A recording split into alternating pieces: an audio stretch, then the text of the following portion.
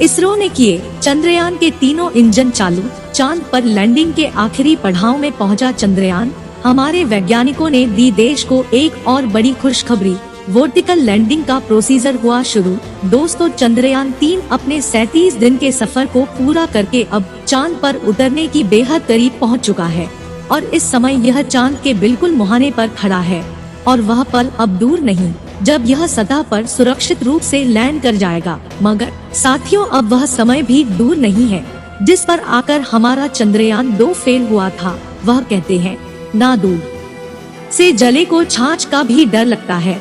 इसलिए इसरो के वैज्ञानिक पहले से भी चौकन्ने हो गए हैं, क्योंकि यह इस मिशन का सबसे अहम पड़ाव है और इस समय जरा सी भी भूल इस पूरे मिशन और सालों से की जा रही मेहनत को चंद्रयान 2 की तरह मिट्टी में मिला सकती है।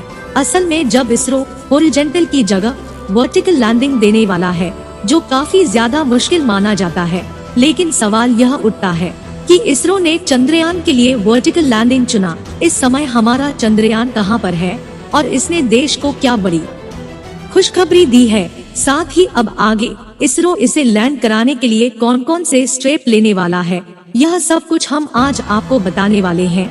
इसलिए वीडियो को अंत तक जरूर देखिएगा। दोस्तों, चंद्रयान 3 को लेकर इस समय जो सबसे बड़ी खबर निकलकर सामने आ रही है, उसे सुनकर सभी खुशी से झूम उठेंगे। इसरो ने यह गुड न्यूज खुद लोगों को दी है। इस पर नासा में बधाई दे रहा है, बल्कि रूस, जिसके लूना 25 के साथ हमारी ल्यूनर रेस है, उसने भी इसरो के वैज्ञानिकों की सराहना की है।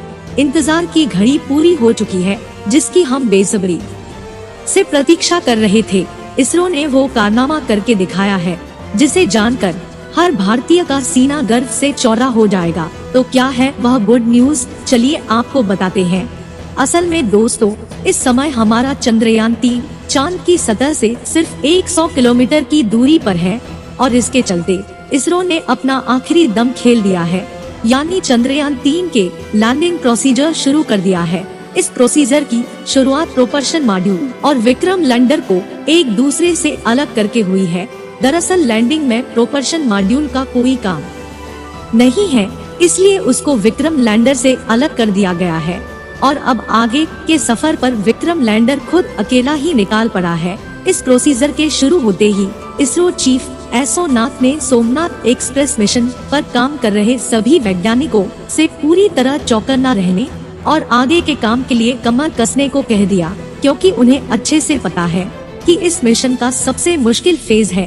वैज्ञानिकों ने भी तुरंत ही विक्रम लैंडर पर लगे सभी सेंसर्स और दूसरी जरूरी लैंडिंग उपकरणों को ऑन कर दिया है। यहाँ तक कि चंद्रयान के उन 3 इंजन को भी चालू कर दिया गया है, जिन्हें खास तौर पर लैंडिंग प्रोसीजर इस्तेमाल करने के लिए लगाया गया है।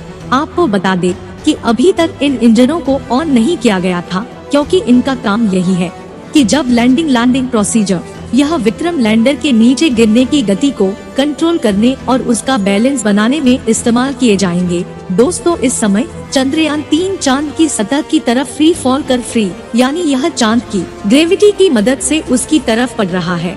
लेकिन यहाँ हम आपकी जानकारी के लिए बता दें कि चांद की ग्रेविटी पृथ्वी के मुकाबले करीब 6 गुना कम है। इसका मतलब यह है कि चांद पर हमारा चंद्रयान उस तेज गति से नीचे नहीं गिर रहा जैसे हम पृथ्वी पर चीजों को ऊंचाई से नीचे गिरते हुए देखते हैं। मगर यहाँ एक और चीज गौर करने वाली यह भी है कि चांद पर नीचे गिरते हुए एयर फ्रिक्शन ना के बराबर है। इसका मतलब यह है कि जिस तरह पृथ्वी पर जब कोई चीज नीचे गिरती है तो हवा का फ्रिक्शन उसकी गति को कुछ हद तक धीमा करता है, लेकिन चांद पर ऐसा नहीं होता, क्योंकि चांद का वायुमंडल बहुत ज्यादा पतला है। इस समय चंद्रयान के नीचे गिरने की रफ्तार इतनी ज्यादा तेज है कि इसे इसमें लगने वाले इंजन या कहे रेट्रो बूस्टर की मदद से धीमा किया जाएगा।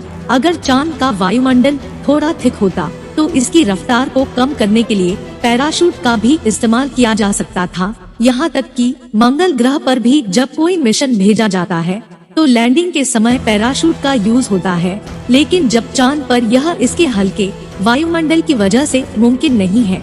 साथ ही लैंडिंग जब पार्टिकल होती है, यानी यान को जब सीधा खड़ा करके नीचे उतारा जाता है, तो उसमें नीचे गिरने की रफ्तार और भी तेज हो जाती है। यही वजह है कि दुनिया की ज्यादातर स्पेस एजेंसियां चांद पर हॉरिजॉन्टल लैंडिंग करती है। ऐसे में सवाल ये उठता है कि इसरो ने चंद्रयान 3 के लिए वर्टिकल लैंडिंग चुना। असल में इसका जवाब है समय की बचत, क्योंकि हॉरिजॉन्टल लैंडिंग में यान के नीचे गिरने की रफ्तार काफी कम रहती है और उसमें टाइम भी ज्यादा लगता है।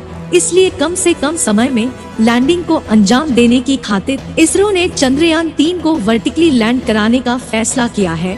वैसे इसकी एक वजह रूस का लूना 25 भी हो सकता है, जिसके साथ हमारे चंद्रयान की एक स्पेस रेस रही है, लेकिन इसके बाद में आधिकारिक रूप से कुछ भी नहीं कहा गया है। वर्टिकल लैंडिंग प्रोसीजर है कि लैंडिंग के दौरान लैंडर के हर एक हिस्से को कैप्चर नहीं किया जा सकता।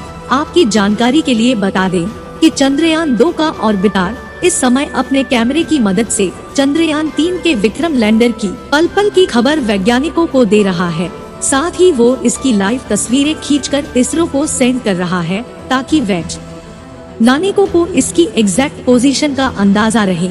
इसके अलावा नासा के टेलीस्कोप और सैटेलाइट भी विक्रम लैंडर पर ही पूरी नजर रखे हुए हैं। लेकिन वर्टिकल लैंडिंग में दिक्कत यही है कि यान का ऊपरी हिस्सा तो वैज्ञानिक देख पाते हैं, लेकिन निचले हिस्से को देखना पॉसिबल नहीं है। अब आपके मन में सवाल तो उठा रहा होगा कि वर्टिकल लैंडिंग करना कि कहीं चंद्रयान के लिए रिस्की तो नहीं।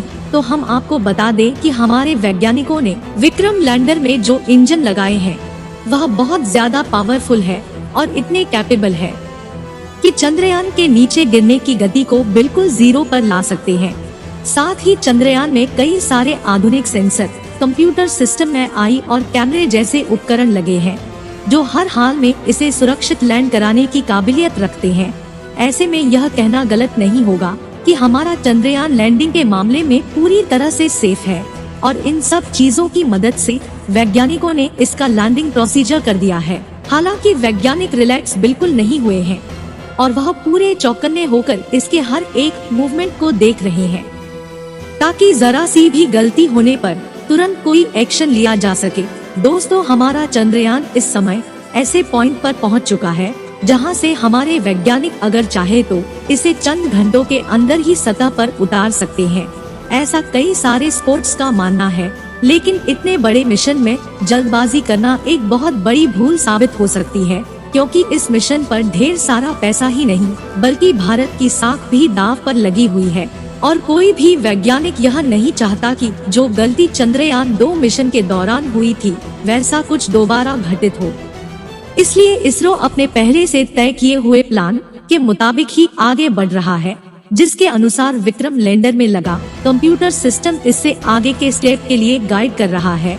साथियों, गौर करने वाली बात यह है कि इसरो के जिस AI का यूज हो रहा है वह बहुत ही ज्यादा एडवांस है और यही चीज चंद्रयान 2 और 3 का सबसे मेजर डिफरेंस है।